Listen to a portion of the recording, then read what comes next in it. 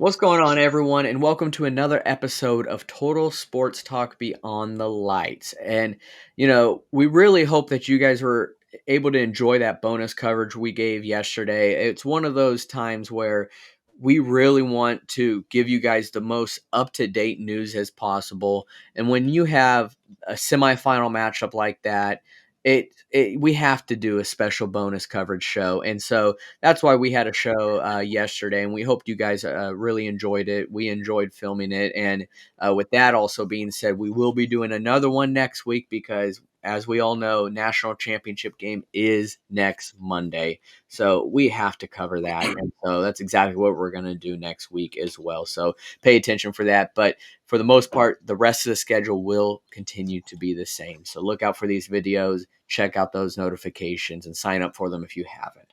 But I am your host, Matthew Raridan, and beside me are my co-hosts here. And first, we've got David Street, What's up, everybody? and we've got Ed Smith. Welcome, y'all. All right, guys. Well, I'm glad you guys are here. We do actually have a lot to talk about. We did cover this last episode, the semifinal matchups, but there was actually several other matchups that happened this last week, and both in the NFL and college football. We are going to get to the rest of the New Year's Six bowls, but first, I want to start on the NFL. And there was actually a very exciting game and possible playoff preview that happened leading up to this weekend, and that was the Detroit Lions playing the Dallas Cowboys. And as we know, the Cowboys do have a winning record, and they are now at the top of their division, the NFC East, but they struggle against other teams that are 500 or better. The only win they have this year of a team 500 or better was against the Eagles, and well, they struggle on the road, but this was a home game. This was over in Dallas, and well, we didn't really know exactly how this was gonna play out. Well, it played out actually to be an amazing game for both teams. It wasn't a high scoring matchup, but it was efficient. In the end, Dallas did win 20-19, but that did not come without any controversy. There was issues at the end of the game. This was a back and forth matchup where Dallas ended up taking the lead towards the end, but Detroit came storming back. And Detroit scored a touchdown and was down by one. For the most part, almost every coach in the league kicks that extra point. It's 1 point right there. You kick it, you tie the game, you go into overtime. Well, not Dan Campbell. He wanted to show you how aggressive he is as a head coach. He's like the Dan Lanning of the NFL, where he's going to be aggressive, and he wanted that win. So they line up to go for a 2 point conversion, and they get it successfully. And while they're celebrating, there ended up, being a penalty flag for an illegal touching because a lineman caught it. It was a trick play. Well, that's where the controversy began, and I'm going to get to that. But first, I want to then continue on my point here, where they decided to line up again, even after this penalty. They didn't decide to do extra point. They decided, all right, let's do this again. So they went to go do it again. Interception.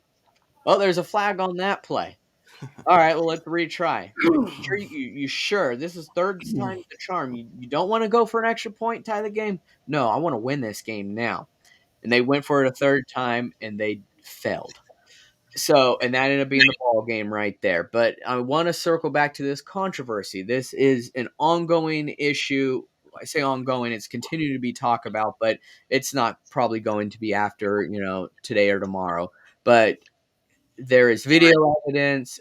You have player reports. You have the ref reports indicating that the correct lineman did report as eligible, whereas the refs are sticking to their guns, saying no. Taylor Decker did not report as eligible, whereas Dan Skipper did. And you're seeing all these videos. You're seeing, and Dan Skipper actually came out. If you didn't see this, actually just happened about an hour or two ago, talking about I did have hand signals, but I was calling 12 personnel. And if you know what I'm talking about, that's exactly what I was doing. I was not I wasn't waving my hand around my jersey number like you would normally do. I would, if you look closely, you'll see that I had two fingers up. I was indicating 12 personnel, and you saw that it was Taylor Decker who approached the ref. But the ref is still sticking to his guns where he said, nope, number 70 is who reported. I saw him. He was doing hand signals on his chest. He was indicating that. Even though he didn't approach me, he indicated that. Even though Taylor Decker is the one who approached him. And if you've seen the video, you know exactly what I'm talking about. But in the end, the refs called what they called. There's no coming back from that. Detroit lost the game, and it's on to the next one. And this could be a bigger issue if Detroit maybe didn't clinch the playoffs. If they were, this was very close. But both these teams have clinched already, and it's kind of a non-issue. And they are now saying they're just going to move on. But if they were on, the fringe, they possibly weren't going to make the playoffs, or if it was going to be close, this would become such a bigger issue. But it just shows that the refs, man, they've been very inconsistent. And I get they're human. They are. And they're seeing this during live play, which is very, very tough. I know it is. It's hard as fans just to watch, but we have replays. They don't. They're watching this live.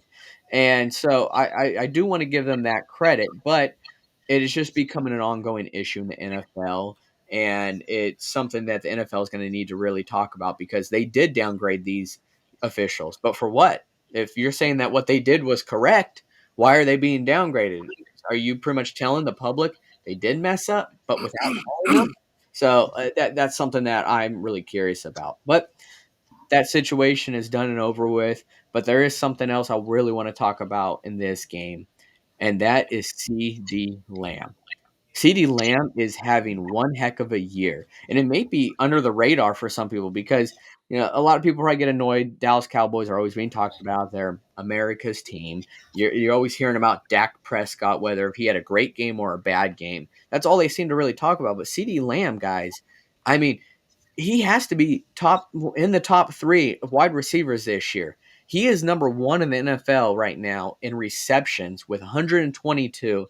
He's number two in receiving yards with 1,651, and number three with receiving touchdowns with 10.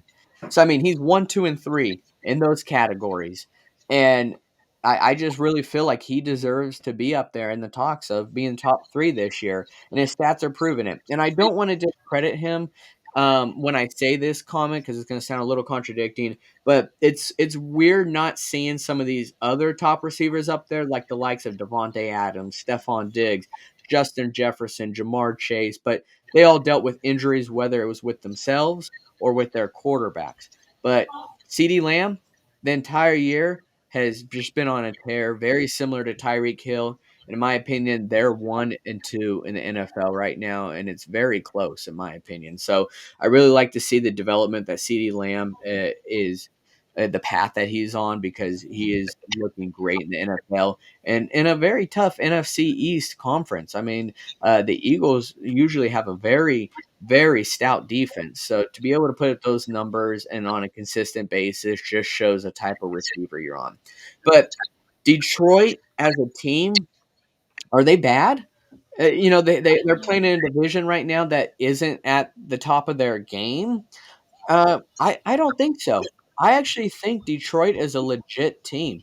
They have been proven it offense and defense pretty much for the most part of the year. They are actually, in my opinion, probably the most improved team on both sides of the ball this year. And there is a reason why they won this division for the first time in 30 years, and they're headed to the playoffs because they are really complete from the coaching staff to offense and defense. And that offensive line, we've talked about it many times on here. That offensive line is really good. So, Detroit, I don't think is a bad team, even though they aren't in one of the best of the divisions with the NFC North. Even though the Vikings have had a bad year, the Bears, gosh, what they had a good year. And then Green Bay with this transition to Jordan Love. I don't want that to discredit what the Detroit Lions have done this year. Would you guys agree with that? I mean, you think Detroit is a pretty good team? Go ahead, Ed. Detroit is a pretty good team, but pretty good. I don't think that they're at the elite level that is going to take them deep enough into the playoffs to get over that hump of actually making it to a Super Bowl. One thing that I did want to point out with uh, with the whole controversy of the officiating at the end of that game, with the fact that Dallas is now the 2 seed and Detroit is the 3 seed, that game essentially creates a home field advantage if both of those teams get further into the playoffs. So we're going to see that same game, possibly 3 weeks from now, because of an officiating error, and that is not something that is a good look for the NFL as a whole. To have the officials become part of the game that they're just supposed to be regulating, not creating a separate player within the game itself. Yeah, that is very true. I'm glad you actually brought up that point because, as I said, Dallas is not a good team on the road. They are good at home. And if that is the case where they're going to host a home game against Detroit, the odds are going to be better in their favor because of that. So I'm glad you brought that up, Ed. Yeah, and as far as the Lions go, we have to keep in mind that last year the Lions got off to a horrible start. They got off to like a 2-6, 3-8. I don't remember exactly what it was, but they got off to a really bad start last year and rebounded to finish with a winning record. And now they've won a division title, so they've carried the momentum from last year into this year. Are they Super Bowl contenders?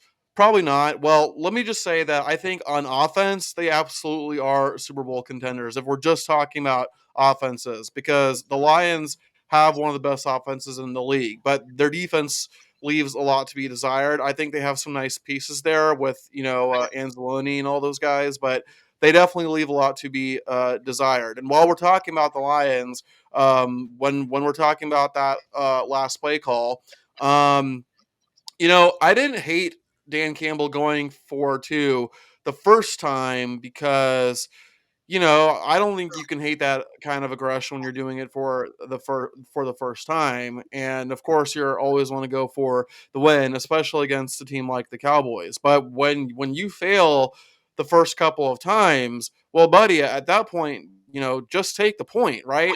The problem, and we've kind of talked about this before, is that the problem is that a lot of these coaches are just way too obsessed with looking like geniuses, but sometimes it's okay to take the safe route. Sometimes it's okay to just take the path that is like right in front of you on a yellow brick road. But listen, Dan Campbell is unapologetically aggressive, and he's never going to change his ways. And hey, you know what? Kudos to him because it's led the Lions to the most success that they've had in quite some time. So I can always respect someone for sticking with their guns. Now, as far as that controversial call, man, I mean, I think I mentioned it on the I don't remember if I mentioned it during the show or if it was after the show. But when Jared Goff said, "Hey, I don't know if I'm going to get fined for this, but I do know that our guy talked to him," like I felt so bad for him because imagine having the fear of being fined for speaking the literal truth. Like I just do not understand why refs are the least accountable. Like roughing is probably the least accountable job in the world. Like you criticize them even when they deserve it, like even when it's so obvious that they did something wrong, and you get slapped with a fine. I mean, like how messed up is that, Matthew? Yeah, it kind of is. It's almost like a double standard because anyone could talk about the players, anyone could talk about the coaches. In all honesty, I mean, the players are so high on like a pedestal. They're supposed to be perfect, and when they aren't, the media attacks them.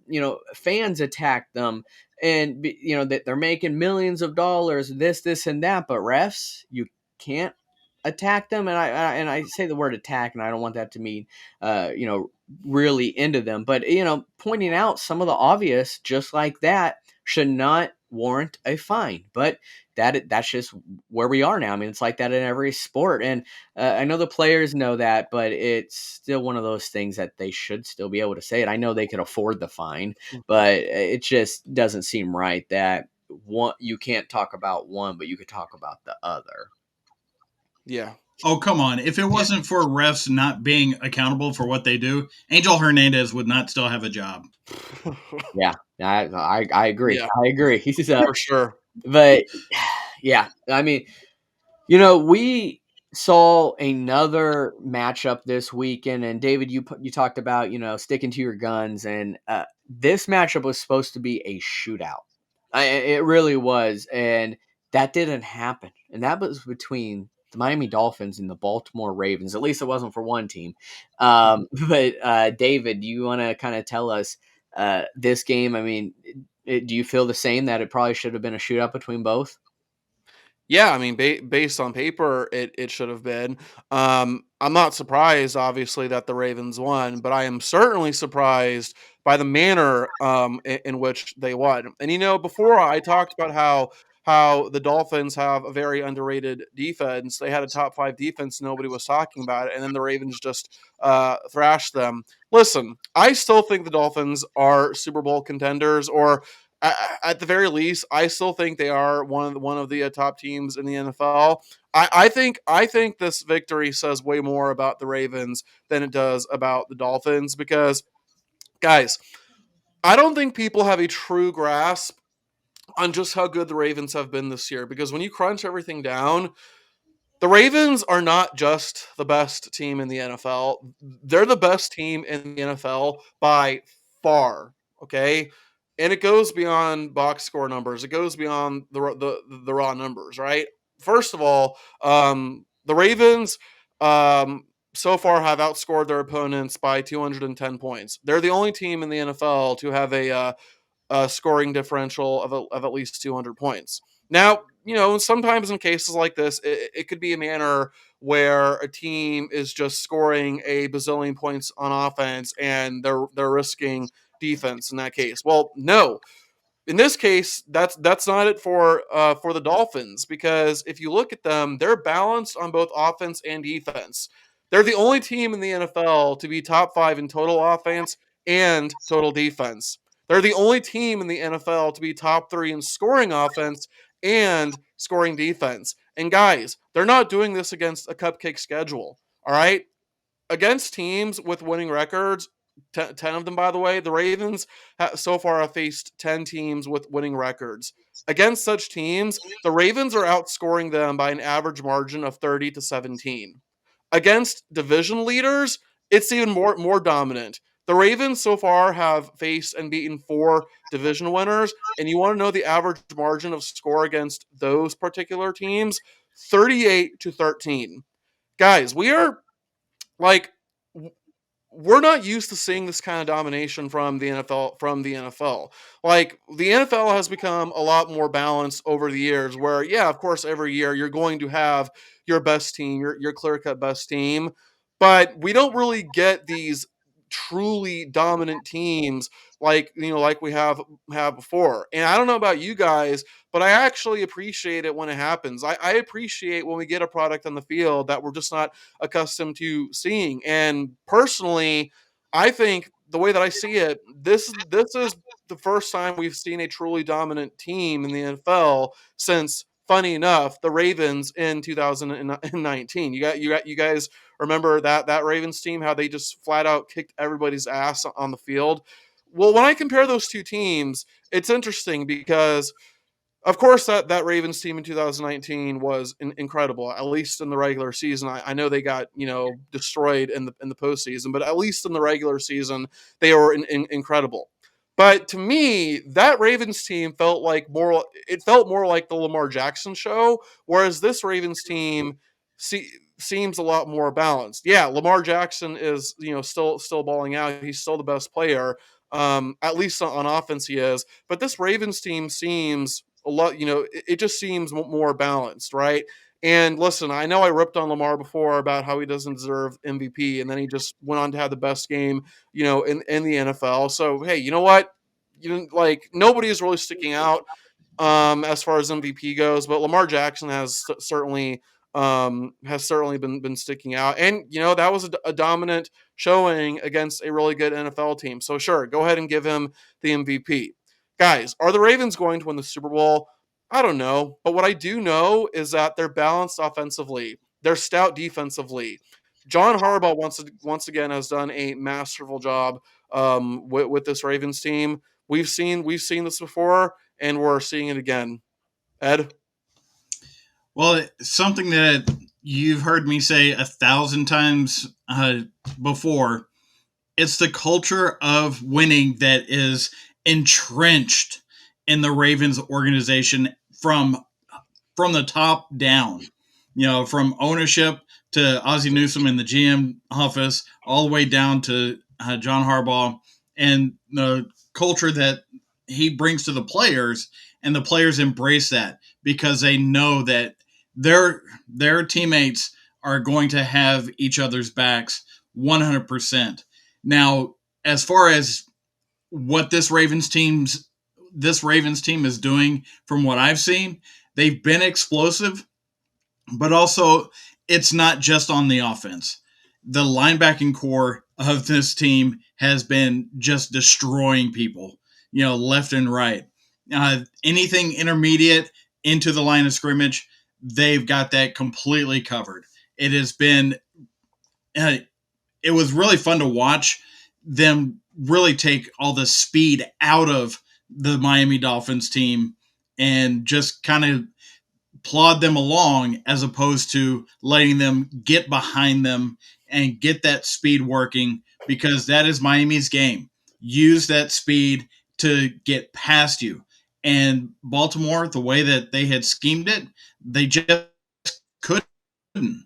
And the one shot that they really had, Tyreek Hill couldn't necessarily keep the ball in his hands in the back of the end zone. So that's what I'm seeing from the Ravens. They are definitely the best team in the AFC.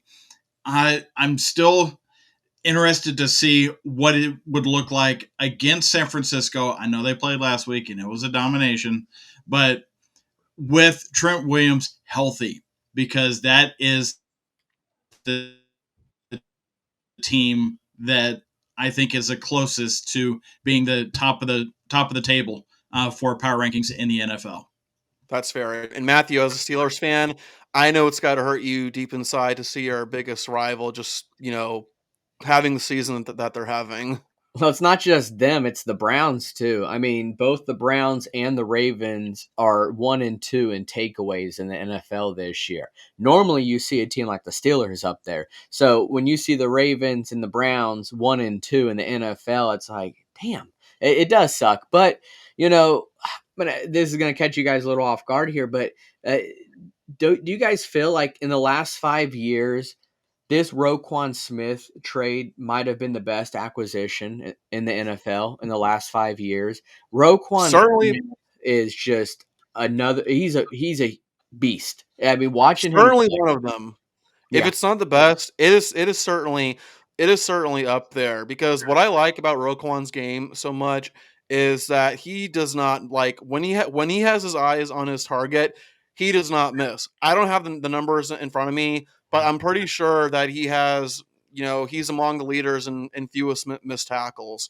Oh yeah, he does not miss tackles. He's always one of the leaders in tackles, but the guy intercepts balls. He can cover downfield. I mean, he is as complete as they come as an inside linebacker. Are we forgetting about Patrick Queen? My goodness, that dude is just Contract a year. terror. It's contract year. I mean, he Oh yeah. he he Yeah, pretty much opted out because he's going to become a free agent this next year. yeah. So that's when you want to perform. Yeah, he may very well come back to the Ravens, and he would be very smart to, and the Ravens would be very smart too. If they can afford to give him money, because him and Roquan Smith, of those two linebackers on the inside.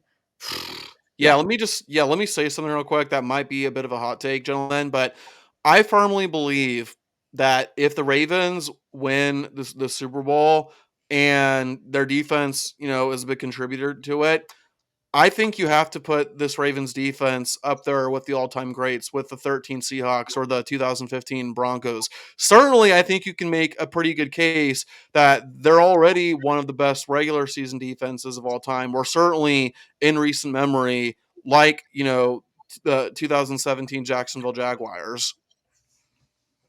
Yeah, I mean, well, with Lamar and their offense, Yeah, it's probably going to overshadow that a little bit. But I wouldn't say it's necessarily a hot take because they are really good. yeah. Is this possibly one of the most underrated dominant teams that we've seen in the NFL in quite some time?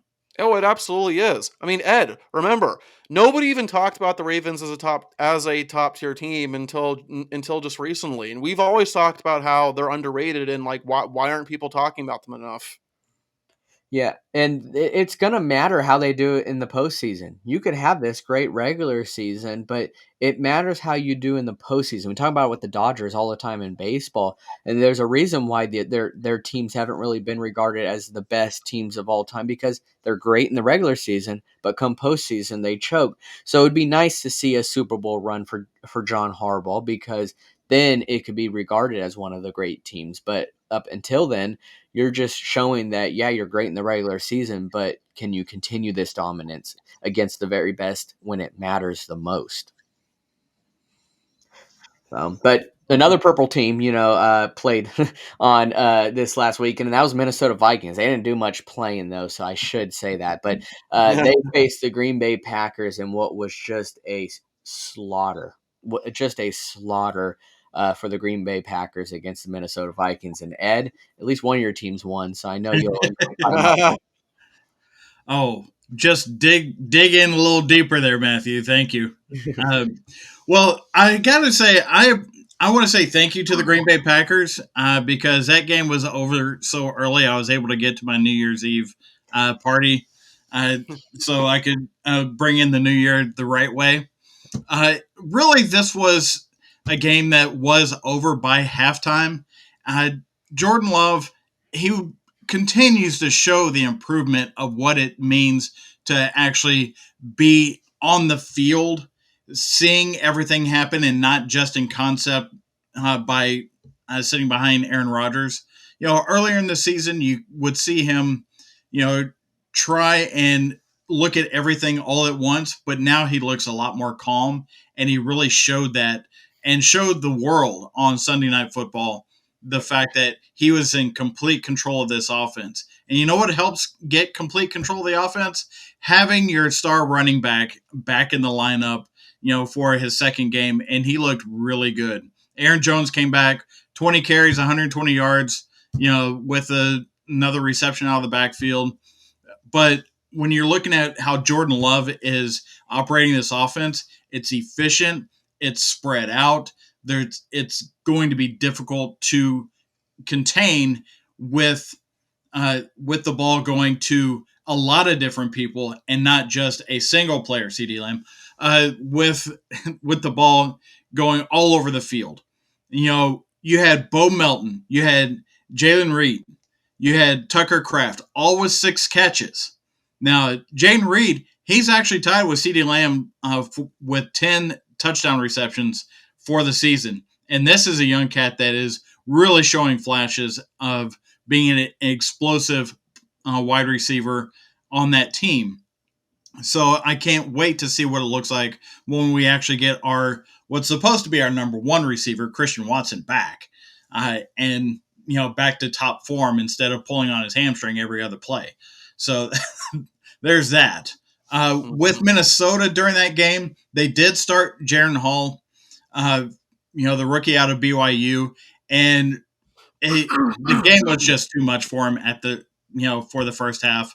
I mean, he only had five. He was only 5 of 10, 67 yards, and the interception, and the turnover right at the end of the half, that fumble that he gave up, helped give Green Bay that get to 13 points in the second quarter. So they were up 23-3 at halftime, and it was really over from there. Now, Minnesota did try and spark plug everything by putting Nick Gunslinging Mullins out there the second half of the game, but that only proved somewhat effective, not effective enough, because when Green Bay's offense is running efficiently and steadily, they are a difficult task.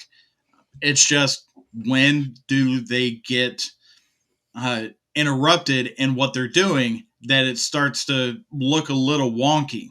So that's really what I'm kind of looking for as them possibly going to the playoffs. Right now they're the 7 seed. So they beat Chicago and they're in. I mean, that's it's kind of hard not to think that they're going to beat Chicago. That's what we do. It just is. So as far as them getting the playoffs, it's a year ahead of schedule. We all, as a Packers fan, we all knew that this is going to be a rebuilding year. And if they make the playoffs in a rebuilding year with that young wide receiving core, it's the youngest offense in the league. If they make it to the playoffs with that, they're going to have a wider window than a lot of these teams that are really fighting the salary cap to keep players in place so they can extend their championship runs. Now, on the flip side, Minnesota, they're all but eliminated. They have a shot, but basically that was their one shot to get into the playoffs. And it really begs the question, how valuable is Kirk Cousins? I mean, he was valuable in getting the crowd pumped up, shirtless with a gold chain, doing the skull thing and, to start the game. But when you look at what this team has looked like since Kirk Cousins went down, my goodness, he must be one of the top 10 players in the league because this franchise has just kind of held on by, silly string Yeah, Josh through most Dobbs of the had a nice season. little Linsanity run, and that kind of went away quickly.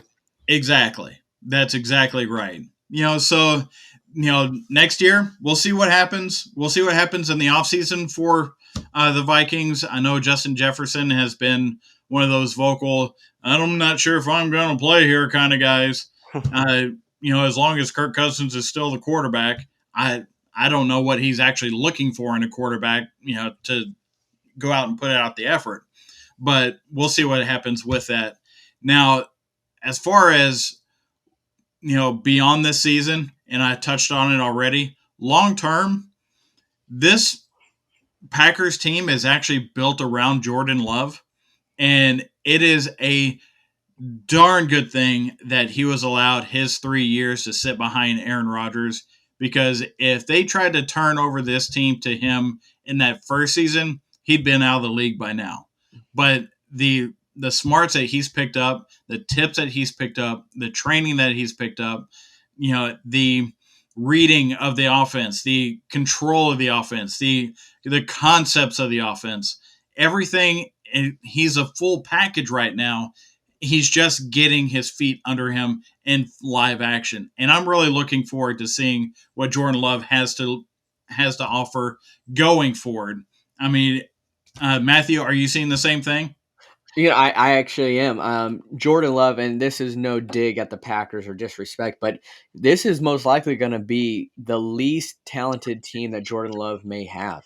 I think everything is going to go up from here, and it's going to be kind of exciting to see because if they're able to do another like Aaron Rodgers situation with him, that would be truly incredible. They're going to be kind of on to something because we saw that with Aaron Rodgers. He sat behind Brett Favre for all those years. And now look at him; he's going to be regarded as one of the greatest. And then Jordan Love, he sat behind Aaron Rodgers, and to be determined on what it's going to look like for him in the future. But to me, the future is bright for him, and I do think he is definitely the long term answer for Green Bay.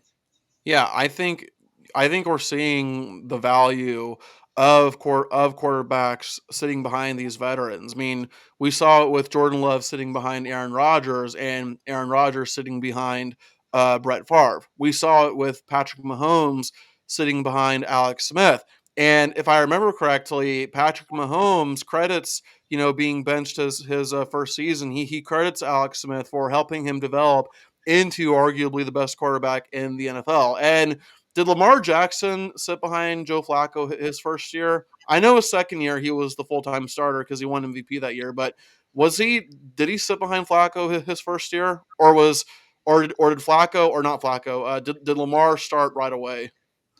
I think Flacco started like that half the season, and when they were out of the playoffs by that point, Lamar came in. If Okay, I'm okay, remembering that correctly.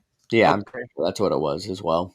But yeah, like I said, like there is value in sitting behind a quarterback and then a veteran quarterback that is. And then as far as the Packers go, doesn't it seem like the Packers are just one of those teams where they're never truly going to be bad. Like, yeah, they're going to have some mediocre seasons, and if they have a losing season, it'll be by one game. But to me, there's two teams in the NFL that I can think of where they're never truly going to be terrible. Like that's just the vibe that I get from them, and that is y'all's teams actually, the Steelers and the Packers. I root for. I root for like the Bucks. Literally have the uh, worst winning percentage in the NFL. Like overall, like when you compare our records against everybody else, it is by far the worst. And guys, if we lose to the Panthers, I don't think you're going to hear the end of it from me. But we don't need to worry about the Bucks. I digress there. The point is that the Packers, and you talked about it with the Ravens, Ed, that some teams just have built that winning culture where even if they don't achieve a winning season, in certain years, you can tell that the will to win is there. You can tell that that culture is there, and that's exactly what we're seeing. What we're seeing with the Packers. Yeah, no, definitely, David. I agree on that. But we weren't just able to watch the NFL this weekend. We were able to watch the other bowl games from the New Year's Six bowl games, in addition to the college football semifinal. And the first one of those was the Cotton Bowl, and that was between the Ohio State Buckeyes and Missouri Tigers. And guys, I know that Ohio State didn't have Kyle McCord, nor did they have Marvin Harrison Jr., but I, I'm impressed with this Missouri team. And I've been impressed with them for most of the year. I think that what they're doing actually, and in being in the SEC, is impressive. I'm not going to jump and say that they're going to be the next big thing. They're going to be in the playoffs or whatever, but they beat Ohio State. They beat them 14-3.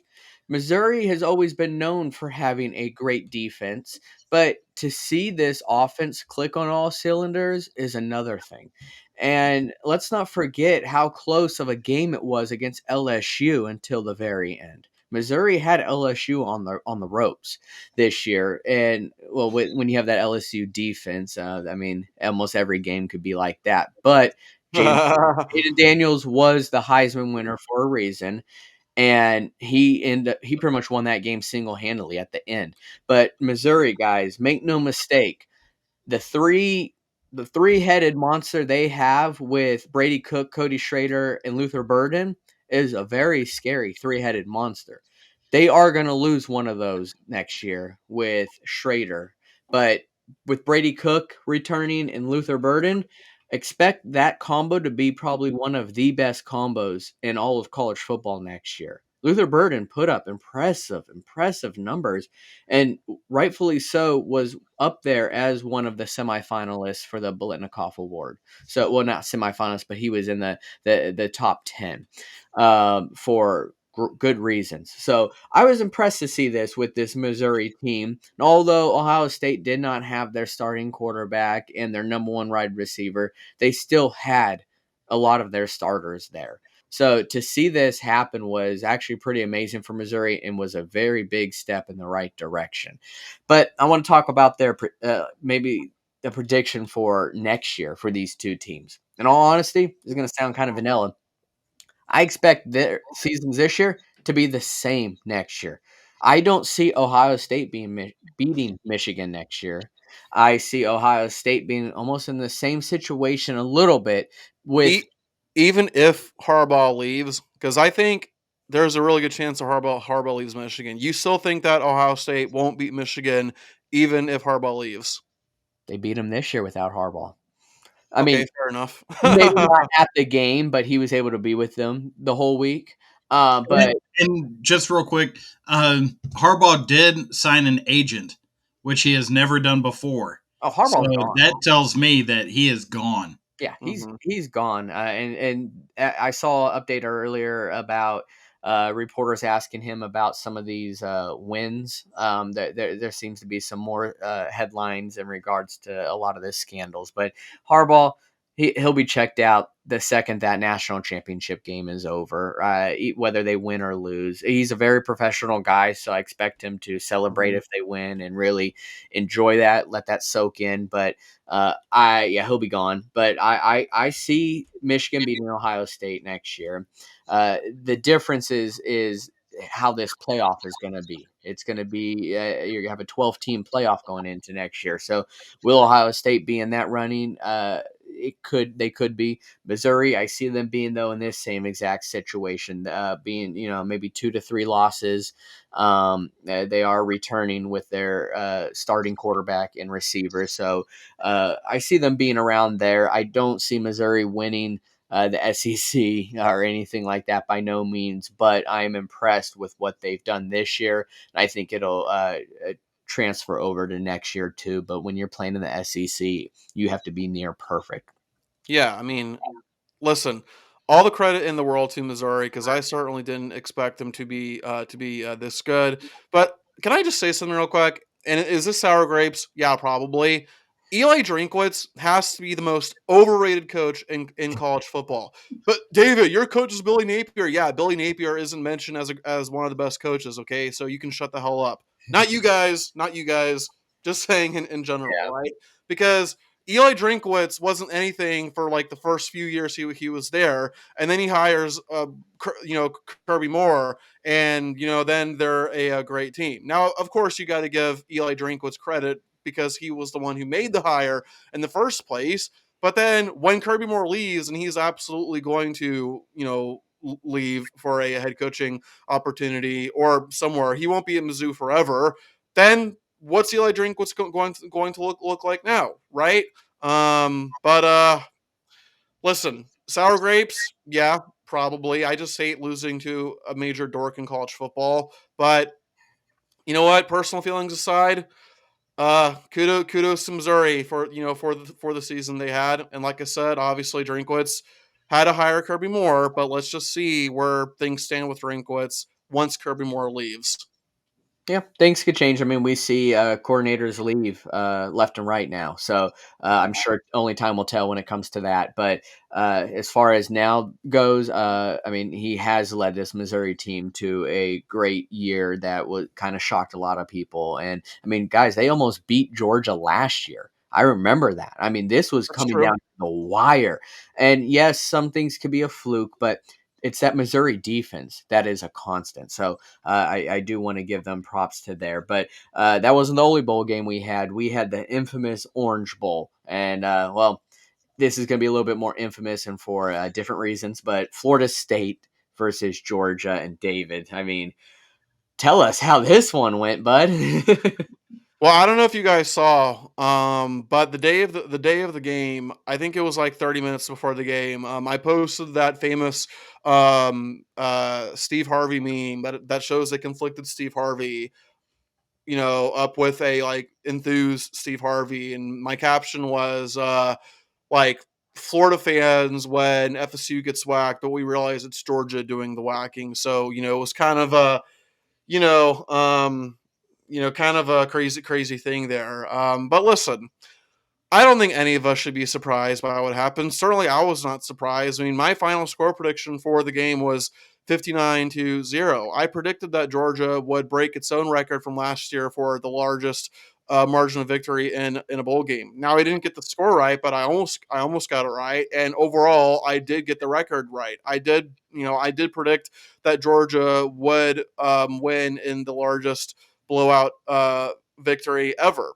And FSU fans will talk about, well, like 95% of our team was out because the committee basically determined our season was pointless, and so like why even play the game. And listen, I get being frustrated, man, and I am, even as a Gator fan, I am sorry that things didn't go your way, okay? But at some point, life lesson here: things are not always going to go your way, right? Even when you feel like, I mean, guys, I think we all of us, I feel like we've been wrong. Certainly, I felt like I've been wrong. I know there were times where I was in the right, but there was nothing I could do about it. And you know what? At the end, I sucked it up because life is not fair, right? Do you have pride for your school or not? Well, I have to question that because, and I think we talked about this last time, Ed. There is a difference between playing for your school and playing at your school. And so far, FSU's transfer strategy has worked for them for the past couple of years. But when push came to shove, we saw that these were guys who played for they played at FSU, but they didn't play for FSU. Now with Georgia had some opt outs too, but Georgia's key players, still stayed. Carson Beck. What's that running back's name? Dijon Edwards. I don't remember his first name, but yeah, something Edwards. Georgia still had their key guys stay, and then don't forget, eventually Georgia was playing its backups, and those backups destroyed FSU's backups. Like I think what was their backup quarterback's name? Gunnar Stockton. He had a couple of touchdown passes too. I mean, it was just one of those games where like you just knew what was going to happen, and if you thought FSU had any chance at all in this game, then you might as well just be put in an insane asylum, man. But just an overall, very forgettable game. Ed, if you want to expand on that. Well, I'd like to give you my impression of watching that game. Unless you're a Georgia fan, That but was like otherwise, the first yes. few drives. Man, it was tough to watch.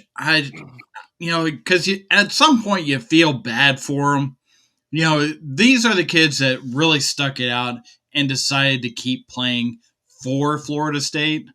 And these are the guys that, they knew they were going to get murdered. They still went out there and they still gave it what they had in that Yeah. game. And kudos to Norvell. I saw today a post game speech that he gave to that locker room, and it was very well crafted and very emotional, and it really played to what he is trying to build for players to play for the spear and not at the spear. Yeah, So, and go ahead. the other thing too that I want to talk about with Georgia, guys, didn't it just seem like I don't think Georgia was doing anything fancy. Like they weren't running Wildcat, they weren't doing anything crazy. They were just playing sound, basic, fundamental football. They they just happened to have a much better roster on the field than FSU did. Matthew? Yeah, I mean it was pretty much night and day between the two. That's just how good Georgia is, and in my opinion, it was a preview of what's to come next year. That's just honestly how I felt. I'm like, this team, they've been scary the entire year. I mean, they were pretty much at number one the entire year up until they faced Bama. Um, well, this is going to be that same team next year as well. So I just think that Georgia's just all around better, and even their backups too. And I've said all year that Georgia is Georgia until they're not Georgia anymore. And yes, they lost to Alabama, but they're still Georgia. Yeah, obviously, if there's one team that is going to beat Georgia, it's obviously Alabama. So they lost to the one team I think we all expected them to lose to, or maybe not expected them to lose to, but they lost to the one team where it wasn't a surprise. No, they lost to the coach we expected them to lose to. That's Nick Saban. So, There it is. Fair. Yeah. but things might not have been peachy for Florida State, but we did have a Peach Bowl, and that was Penn State and Ole Miss. And this is one where I was wrong, but you guys were both right. And Ed, go ahead and rub it in my face on how you were right. You know how right I was about this game? I missed the final score by one stinking point. One. Because they went for two. Because they went for two at the end of the game when it didn't matter anymore. Yeah, your final prediction was 38-24, right? Yes. Okay, yeah, I remember that. So, And really, this was more a sense of Penn State is really good, and they're really good defensively, but they were playing teams like Indiana and Nebraska. They were not playing LSU, and they were not playing Alabama. So Penn State kind of inflated their win total by playing lesser opponents than what Ole Miss had to deal with this entire season. So they both went in 10-2, but the athletes at Ole Miss trotted out there, they just ran by a lot of these Penn State players. Yes, Manny Diaz wasn't at Penn State because he took the job at Duke. So there was that portion of the defense that was missing. However, I don't think that would have made any difference whatsoever in the final outcome of Ole Miss winning. Maybe the score might have been a little different, but still, Jackson Dart, Quinshon Judkins, those are the horses that make the Ole Miss offense run, and they ran, in this game. Jackson Dart with 3 touchdowns, throwing 379 yards and a rushing TD. I mean, you can't stop that. You can't. Penn State's offense has not proven that it can keep up with that kind of proficiency on offense. Their idea of a game, Penn State's idea of a game, is to drag you into the mud and let's see who makes it out alive. Well, guess what? Ole Miss made it out alive, and the game was basically over in the third quarter. You know, and Penn State, they got that final TD in the fourth quarter and thought that they could like muster something, but the game was really just out of hand at that point. I will say Penn State did get a call against them in the first quarter on a fumble that should not. They It should have been a fumble, and it was called not a fumble. It was called a forward pass. And there's no way in my mind that that was a forward pass. That should have been a fumble. That could have changed the trajectory of this game because it was so early on. But in the end, it is exactly what I thought it was going to be. That point differential. Oh, that 1 point. Uh, so but when you look to project from this, because keep in mind, we didn't have a lot of opt outs in this game.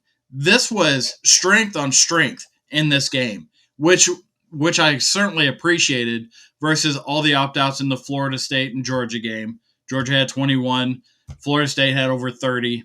You know, it was a different vibe altogether. When you project those two teams going into next season, Penn State is going to appreciate not having divisions, but they're still going to have another level to get to the Ohio States, Michigans, but now Oregon and USC and Washington as well. So that's going to be an interesting thing to keep an eye on for them next year. Do they win 10 wins? Can I say that now? I don't think so, but we'll see what happens. As far as Ole Miss, I saw something today that said that Ole Miss, I think, is a 12-1 national championship favorite for next year already.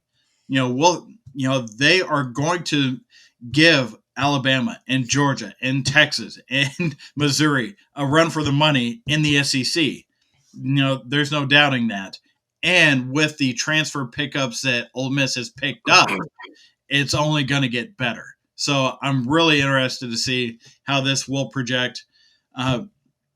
But in the end, you know, these two programs are good programs and they will continue to be good, hopefully getting a little bit better. They have to go through the steps to get better and get higher and to get to where they want to be. But at this point, they are just underneath that upper echelon team that they really want to get into that club.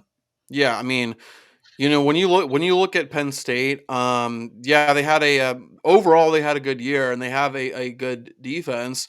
but you have to when you look at that schedule, and the only two teams in the regular season that they faced that they that had a pulse, Penn State lost, and then of course you add an Ole Miss there, and that's three teams with the pulse that that Penn State lost to. And you know what, guys? Earlier today, I said that Eli Drinkwitz might be the most overrated coach in college football. Well, with apologies to Eli Drinkwitz, I'm sorry, he is not the most overrated coach. James Franklin is. Is James Franklin a good coach? Yes, but I don't know what it is, but Penn State just does not show up against top tier teams under James Franklin. And it's funny, like I know somebody who is a Penn State fan, and he said this to me a few years ago. Now, take it with a grain of salt. This was a few years ago, so maybe things have changed or whatnot. But he is a diehard Penn State fan, and he said that the two coordinators pretty much do everything on the field. That James Franklin does not do anything at all. He just lets his coordinators run everything. Which, listen, maybe that's not such a bad thing. But at some point, man, like when you're not showing up against top tier competition, at some point, like people are going to look to you as a head coach, and they're going to be like, "Hey, like, what gives, man? Like, what are we going to do here?" And then as far as Ole Miss goes, yeah, I mean, I'm not that 12-1 odd. I'm not surprised by that, like whatsoever. I mean, they've killed the transfer portal. They got Princely Umanmielen out of Florida. They got Walter Nolan out of Texas A&M. They've got Jackson Dart returning. Quinshawn Judkins is returning. And who's that one receiver or is I don't know if he's a receiver or a tight end. Speardmont. Do you guys know who I'm talking about? Kind of has a weird-ish last name. Priestcorn. Priestcorn, thank you.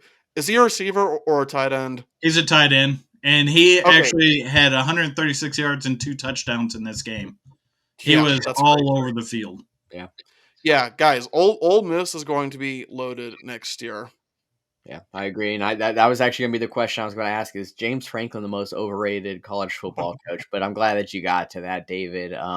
But I mean, I feel like the answer is yes, he is, and I feel like the numbers pretty much indicate that. But Ole Miss, with what they're doing in the transfer portal, I'm excited to see how they do next year in the SEC. I'm already looking forward to it with this year already being over. I'm like, oh, I want to see next year. I want to see how they do. But you know New Year's Eve, New Year's Day, there is so many fiestas going on, but I had my eye on one fiesta, and that was the Fiesta Bowl, and that was Liberty in Oregon. And guys, no Jackson Powers Johnson, no Troy Franklin, no problem for Oregon. I mean, 45-6. It felt so good, but you know, Liberty, their first drive got a touchdown. They put up the points really quick, really easy. They did miss their extra point, hence the 6 points they have, but they scored immediately, and I was just like, wow, okay, that kind of sucks. That's not good, but Dan Lanning did his best. Nick Saban, halftime adjustment, but he did it after the first drive. I mean, they made that adjustment, and they didn't allow a single point the rest of the game. I was very impressed with that, but I was impressed, just like I've been all year, with Bo Nix. Guys, Bo Nix, 28 for 35 with 5 touchdowns. I mean, that's not a bad way to end your college career. You got a W, you got a great stat line, but even better, that 80% that he had on the day completion wise bumped him up over Mac Jones to get that record for completion percentage in a season. And so that moved him up to 77.45% on the year completion percentage, which just was over Mac Jones's 77.36%. So Bo Nix, guys, I mean, it's not maybe exactly how he wanted to end his college career. He would have rather have been in the playoffs and in the national championship game. But when you put up numbers like that and your resurgence after Auburn and coming to Oregon, that is a great way because it helped his draft stock. I mean, we talked about this last episode. If he had stayed at Auburn, he probably would have been maybe a day five, I mean, or like a round five type of talent, where now this is really going to bump him up big time. So I'm happy for Bo Nix to see what he was able to do. And same with Bucky Irving, the other senior. This is his last game. He put up a great stat line with over 100 yards on the ground. So I was really happy as a Duck fan to see this. And they had them in Liberty. They had one of the fewest opt outs of all the bowl games. And that's what was really nice to see.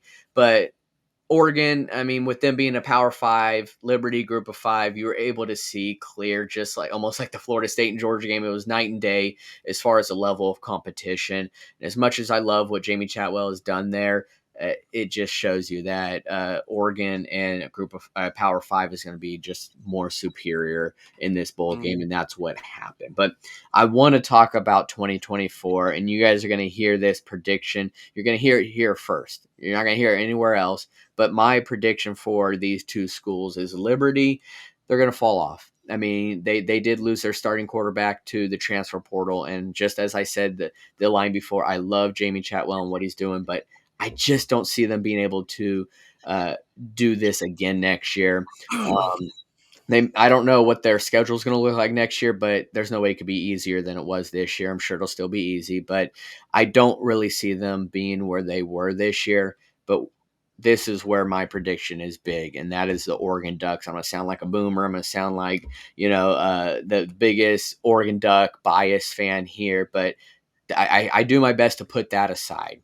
But I really feel like I could see next year Georgia and Oregon in the championship game. And it's almost fitting to see Dan Lanning against his former team, his former coach, uh, with Kirby Smart in Georgia. I don't know what it is, but I'm seeing it, guys. Dan Lanning, he's moving mountains in Eugene. He really is with what he's doing there on the recruiting level, the transfer portal, and the fact that we already have our next quarterback lined up with Dylan Gabriel. I'm not saying Dylan Gabriel is the best quarterback ever out there, but it's not like he's a scrub.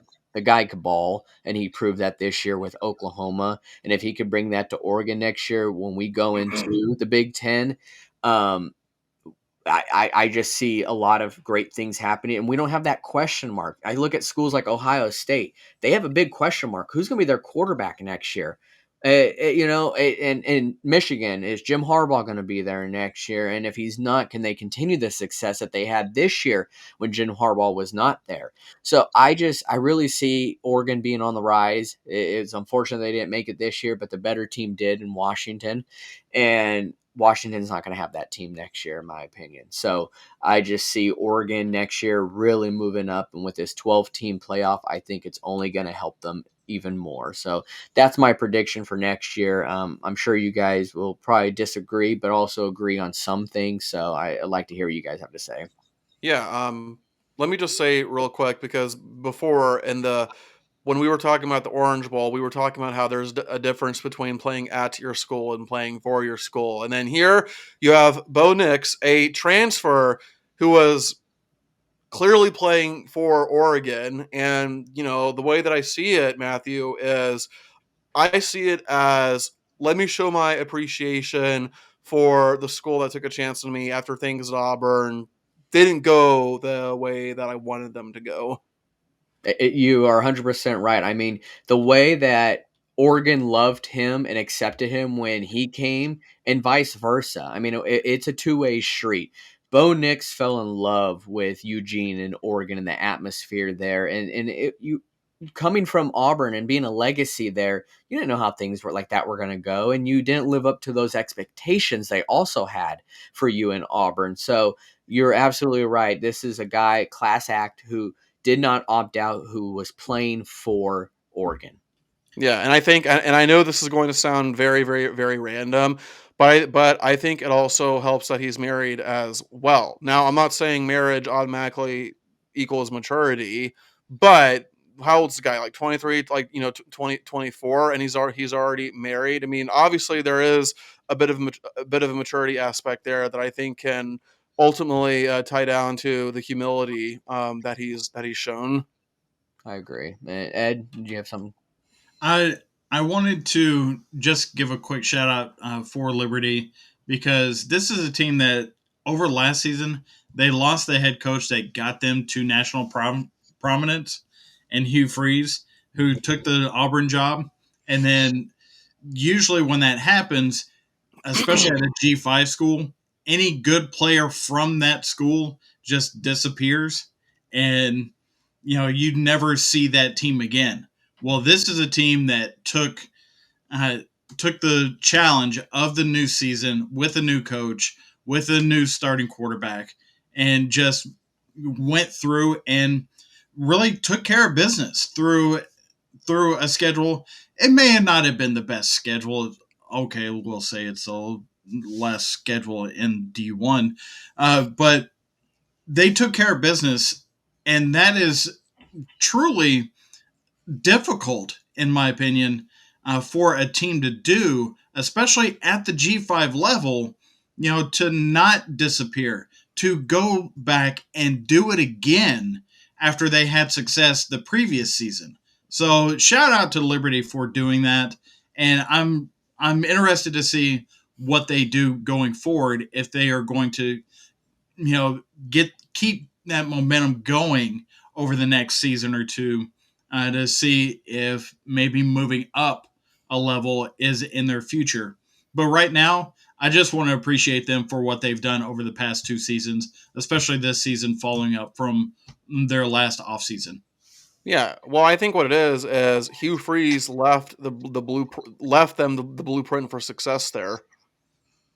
Yeah, and Jamie Chatwell, what the success that he was having in Coastal Carolina too. I think having that is great. I don't know if Grayson McCall has any level years left of eligibility, but I mean that could be a good pickup for them in the transfer portal if he is. I mean his old coach. They have now an opening with Caden Salter going into the Didn't I thought Grayson McCall already transferred? I could be wrong, but I thought he already transferred.